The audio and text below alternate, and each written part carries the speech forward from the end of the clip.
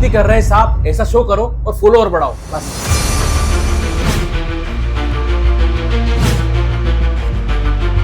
5 साल की उम्र से ही भक्ति प्रैक्टिस करना चाहिए। विद्यालय में पूरा दिन मेरा अच्छा जाता है। विद्यालय में मेरा पूरा दिन उत्तम जाता है। विद्यालय में हर दिन अच्छे से अच्छा जाता है। विद्यालय में मेरा पूरा दिन उत्तम जाता है। अभिनव अरोड़ा को सिर्फ रील वाली भक्ति करना है। ये फर्क नहीं पड़ता कि जमाना क्या कहता है, मुझे तो ये पता है कि कान्हा मुझे अपना कहता है। मुझे नहीं फर्क पड़ता कि जमाना, मुझे फर्क नहीं पड़ता, मुझे फर्क नहीं पड़ता। देखो डेली रूटीन कैसा होता तो आप मुझे अपना शेड्यूल बताइए। आपका जो डेली रूटीन है, आपकी जो दिनचर्या है, जो आपकी दिनचर्या चलती है। 3:30 बजे जग जाता हूँ। 3:30 बजे, 3:30 बजे मैं सुबह 3:30 बजे में 3:30 यदि आप 50 साल की उम्र में भक्ति करने लगे हो, भक्ति नहीं है। यदि आप 50 साल की उम्र में, यदि आप 50 साल की उम्र में, अगर आप 50 साल की उम्र में करने लगे तो वो भक्ति नहीं है। भक्ति तो कम हो।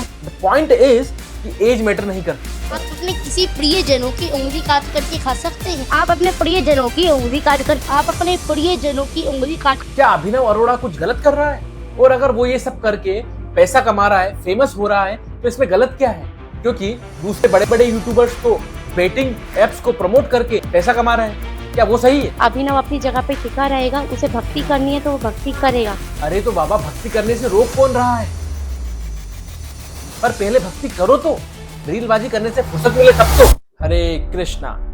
जैसे बिजनेस में किसी प्रोडक्ट के लिए कहते हैं ना कि जो दिखता है वही बिकता है, उसी तरह यह बात आजकल किसी व्यक्ति के लिए बहुत ज्यादा उपयोग हो रही है। व्यक्ति जितना ज्यादा दिखता है उतनी ज्यादा उसकी मार्केट वैल्यू, यानी कि उतना ज्यादा वो बिकता है। जी हाँ, हम बात कर रहे हैं अभिनव अरोड़ा के बारे में, जिन्हें लोग अभिनव बाबा, फेक बाबा और ना जाने क्या क्या नाम से बुलाते हैं। अभिनव अरोड़ा को आप लोगों ने सोशल मीडिया के हर एक प्लेटफॉर्म पर एक बार तो कहीं न कहीं जरूर देखा हो, और यूट्यूब पर तो बड़े बड़े फेमस यूट्यूबर इस बच्चे के ऊपर ना जाने क्या क्या वीडियो बना रहे हैं। मैंने भी पिछले कुछ दिनों में अभिनव अरोड़ा के ऊपर ये 2 वीडियो बनाए थे, जिनमें अभिनव की वो क्लिप्स हैं जो सोशल मीडिया पर बहुत वायरल है।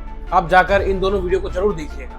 इन दोनों वीडियो की लिंक मैंने डिस्क्रिप्शन बॉक्स में दे दी है। लेकिन इस वीडियो में मैं इन सब के बारे में बात करने नहीं आया हूँ। जहाँ हम श्रीमद् भागवतम में पढ़ते हैं कि छोटी सी उम्र में प्रहलाद महाराज और ध्रुव महाराज ने भगवान की भक्ति करके भगवान को प्राप्त किया। क्या वैसे ही छोटी उम्र के बच्चे महान भक्त नहीं बन सकते?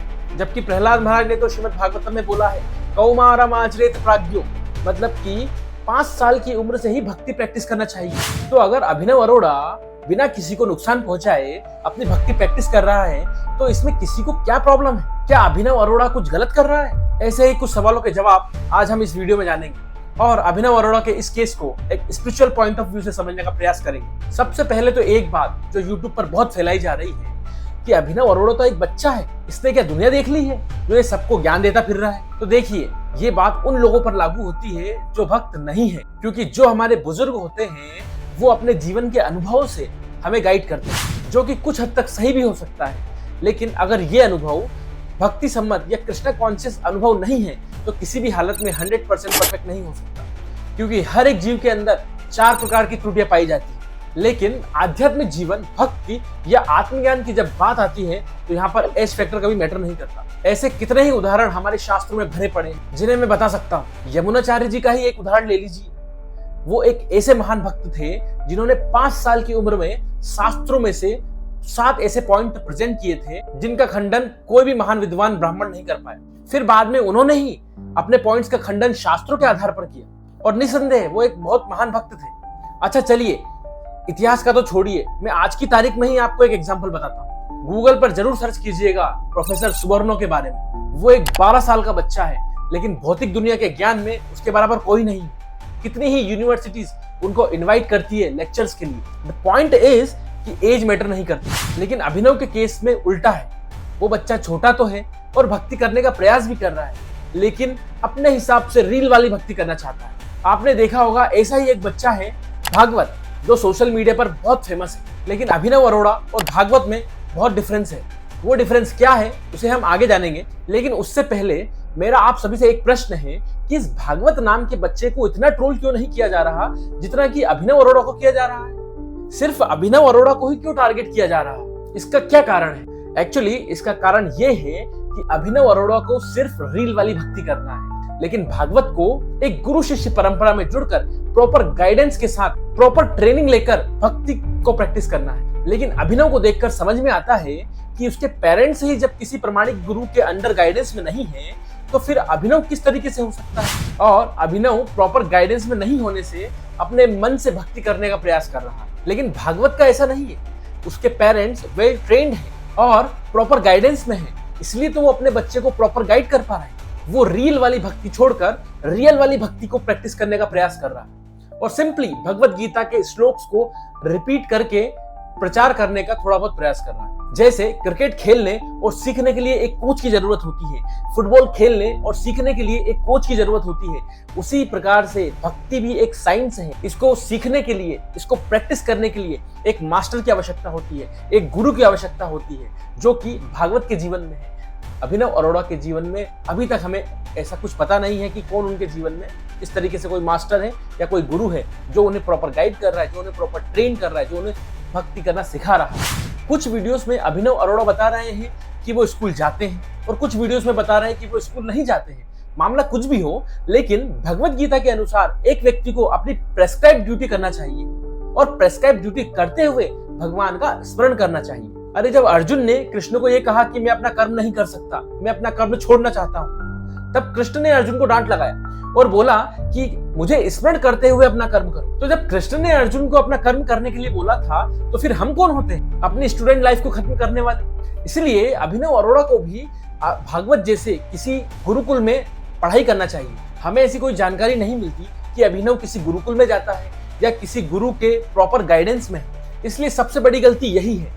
और अगर ऐसे ही रील भली भक्ति करेंगे तो कभी भी शुद्ध भक्ति नहीं कर पाएंगे। लेकिन क्या पता, शायद अभिनव के रील बनाने का उद्देश्य शुद्ध भक्ति करना हो ही, सिर्फ पैसा कमाना या फेमस होना ही उद्देश्य हो सकता है। अभिनव की मम्मी एक वायरल वीडियो में बोल रही है कि अभिनव को भक्ति करने से कोई नहीं रोक सकता। अगर भगवान की और राधा रानी की कृपा उसके ऊपर है तो कितनी भी प्रॉब्लम हो वो कभी भी पीछे नहीं हटेगा। आप खुद ही देख लीजिए। अभिनव अपनी जगह पे टिका रहेगा, उसे भक्ति करनी है तो वो भक्ति करेगा। जिसको जो बोलना है वो बोले, जिसको जैसे एलिगेशंस लगाने हैं वो लगाए। अभिनव अपने भक्ति के मार्ग पर हमेशा ही रहेगा। बस राधा रानी की कृपा उन पर हमेशा बनी रहे। अरे तो बाबा, भक्ति करने से रोक कौन रहा है? पर पहले भक्ति करो तो, रीलबाजी करने से फुर्सत मिले तब तो। बेसिकली ये बच्चा सिर्फ अपने पेरेंट्स के कहने पर ये सब कर रहा है। और अगर उसके पेरेंट्स को अभिनव की भक्ति की इतनी चिंता है तो प्रॉपर सही तरीके से किसी गुरु के गाइडेंस में भक्ति करने के लिए क्यों उसको प्रोत्साहित नहीं कर रहे? आप एक बात और गौर कर सकते हैं कि जब कोई महान भक्त भगवान के नाम, रूप, गुण और लीला का वर्णन करता है तो लोगों को प्रचार करने के लिए और उनका हृदय परिवर्तन करने के लिए भगवान खुद अपने भक्त की वाणी और उसके एक्शन को एम्पावर करते हैं, जिससे लोग इंस्पायर होते हैं और अट्रैक्ट होते हैं। लेकिन अभिनव के केस में वो जितना भी रील बनाकर भगवान का गुणगान करने का प्रयास कर रहा है, उसे देखकर सबको अच्छा तो लगता है, लेकिन कोई उससे इंस्पायर होकर भक्ति करने लगा हो, ऐसे शायद ही कुछ केस होंगे। एक्चुअल में प्रोसेस ये है कि जब भक्ति में हम प्रॉपर गुरु परंपरा के माध्यम से ज्ञान को आगे वितरित करते हैं, तब गुरु और भगवान की कृपा के माध्यम से प्रचार होता है, तब लोग भक्ति को ग्रहण कर पाते हैं और उनका हृदय परिवर्तन होता है। लेकिन चलिए ठीक है, अभिनव की रील को देखकर लोग कम से कम भगवान को तो याद कर रहे हैं, भगवान का नाम तो लोगों के कानों में जा रहा है। लेकिन इन सब में बच्चे की कोई गलती नहीं, और मैं तो ये मानता हूँ कि वो बच्चा कोई गलत काम नहीं कर रहा है और उसके रील बनाने से या एक्शन से किसी को तकलीफ या कोई परेशानी तो नहीं हो रही है। लेकिन हाँ, अगर इस बच्चे को देखकर न्यू जनरेशन इंस्पायर होती है और आगे यही कल्चर डेवलप होता है, तब तो बहुत बड़ी दिक्कत है। उस समय यहाँ पर सुधार की आवश्यकता होगी। अगर कल से अभिनव जैसे और भी बच्चे मार्केट में आए, तब फिर सब गड़बड़ हो जाएगा। लेकिन आपको ये बात भी माननी होगी कि भक्ति में आकर अभिनव जैसा करना भी इतना आसान नहीं। मेरे पिछले वीडियो पर एक कमेंट ये भी आया था कि ये बच्चा सिर्फ भक्ति ही तो कर रहा है, ये रील भक्ति कर रहा है या रियल भक्ति, इससे क्या फर्क पड़ता है? किसी को कोई नुकसान तो नहीं पहुंचा रहा है। और अगर वो ये सब करके पैसा कमा रहा है, फेमस हो रहा है, तो इसमें गलत क्या है? क्योंकि दूसरे बड़े बड़े यूट्यूबर्स तो बेटिंग एप्स को प्रमोट करके पैसा कमा रहे हैं, क्या वो सही है? इसका आंसर ये है कि इस कलयुग में हर चीज में स्वार्थ और मिलावट हो गई और इंसान बहुत नीचे गिर गया है। लेकिन डिवोटीज भक्ति में कोई मिलावट नहीं चाहते। अभिनव रील वाली भक्ति करे या रियल वाली भक्ति करे, इससे किसी को कोई फर्क नहीं पड़ता और ना ही किसी को कोई प्रॉब्लम है। लेकिन ये चीज धीरे धीरे कब दूसरे बच्चे अपनाने लग जाएंगे हमको पता भी नहीं चलेगा। लेकिन अगर बच्चा शुद्ध भक्त है तब तो कोई दिक्कत नहीं है। लेकिन 90% बच्चे भक्ति को सिर्फ बिजनेस के लिए लेंगे और बिजनेस के लिए, पैसा कमाने के लिए, फेमस होने के लिए ही भक्ति करें, और ऐसा कल्चर इंडिया में डेवलप हो जाएगा। इसलिए अभिनव को ट्रोल करने की, रोस्ट करने की या फिर बॉयकॉट करने की आवश्यकता नहीं है। उसे सिर्फ एक सही मार्गदर्शन देने की आवश्यकता है। और बात रही रामभद्राचार्य जी महाराज के अभिनव के ऊपर टिप्पणी की, जो उन्होंने कही थी कि ये बच्चा तो मूर्ख है। इतना मूर्ख लड़का है वो कहता है कि कृष्ण उसके साथ पढ़ता है, शिष्टता से उसको बोलने का मायना नहीं, भगवान के उसके साथ पढ़ेंगे। मैंने तो वृंदावन में उसको बहुत डांटा था।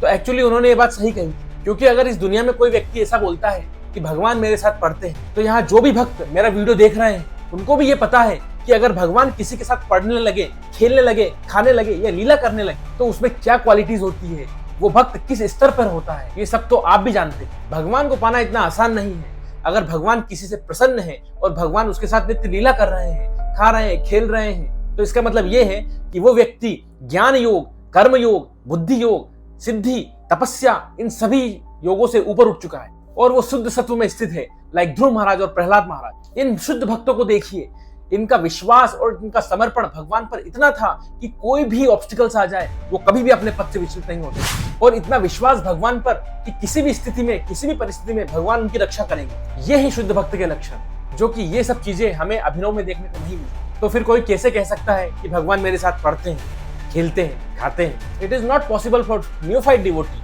इट इज पॉसिबल फॉर शुद्ध भक्ता। इसलिए रामभद्राचार्य जी की बात बिल्कुल सही है। लेकिन अगर ये बात सही है तो फिर अभिनव ने ये बात अपने मुंह से बोल कैसे? वो इसलिए क्योंकि उसे प्रॉपर ट्रेनिंग नहीं है। वो भक्ति को इमोशनली करना चाहता है, किसी मास्टर या गुरु के गाइडेंस में प्रॉपर तरीके से नहीं करना चाहता। बस उसके पेरेंट्स उसे जो बता रहे हैं और उसे जो सही लग रहा है बस वही कर रहा है।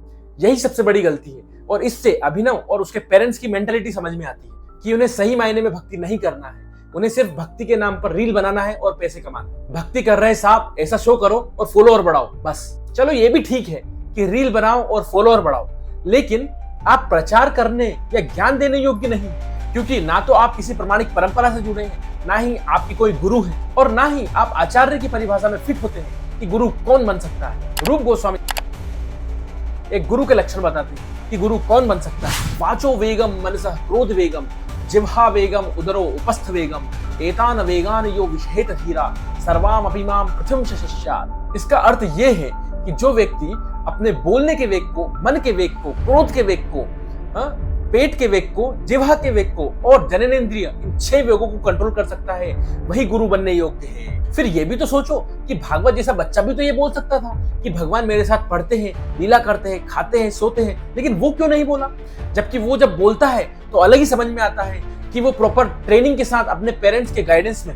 इसलिए यहाँ पर मैं बस एक ही बात बोलूंगा कि अभिनव एक छोटा बच्चा है, उसकी यहाँ पर कोई गलती नहीं है। अभिनव को जरूरत है तो बस एक प्रॉपर गाइडेंस की और एक गुरु की, जो उसे सही तरीके से भक्ति करना और प्रचार करना सिखाए, ताकि आगे चलकर वो एक गलत रोल मॉडल ना बने। और अल्टीमेटली इस ह्यूमन फॉर्म ऑफ बॉडी का एक ही उद्देश्य है, इस भौतिक जगत से निकलकर भगवान की नित्य सेवा करना। तो हर किसी को इस जीवन में इस उद्देश्य को प्राप्त करने के लिए प्रयास करना चाहिए, और अभिनव को भी अपनी रील भक्ति को छोड़कर धीरे धीरे रियल भक्ति को अपनाने का प्रयास करना चाहिए। इसलिए किसी को भी इस बच्चे को ट्रोल या रोस्ट नहीं करना चाहिए, बल्कि उसे सही मार्गदर्शन में भक्ति करने के लिए प्रोत्साहित करना चाहिए। साथ ही साथ इस बच्चे के माता पिता को भी ये बात समझना पड़ेगा, और अगर वो नहीं समझते हैं तब लोगों को आवाज उठानी चाहिए, ना कि इस बच्चे के खिलाफ। मैं बस ये कहना चाहता हूँ कि भक्ति कीजिए, रील मत बनाइए, और अपने बच्चों को प्रॉपर गाइडेंस में ट्रेनिंग दीजिए, ताकि वो नित्य और नैमित्तिक धर्म दोनों को फॉलो कर सके। इसलिए अभिनव अरोड़ा कंट्रोवर्सी का कंक्लूजन यही है कि जिस तरीके से इस बच्चे को भक्ति करना चाहिए वो उस तरीके से नहीं कर रहा है, और इसीलिए अभिनव को इतना टारगेट किया जा रहा है। अभिनव अरोड़ा की वायरल क्लिप्स वाली ये वीडियोस जाकर जरूर देखिए, और हाँ, मैं आपसे वहीं मिलूंगा।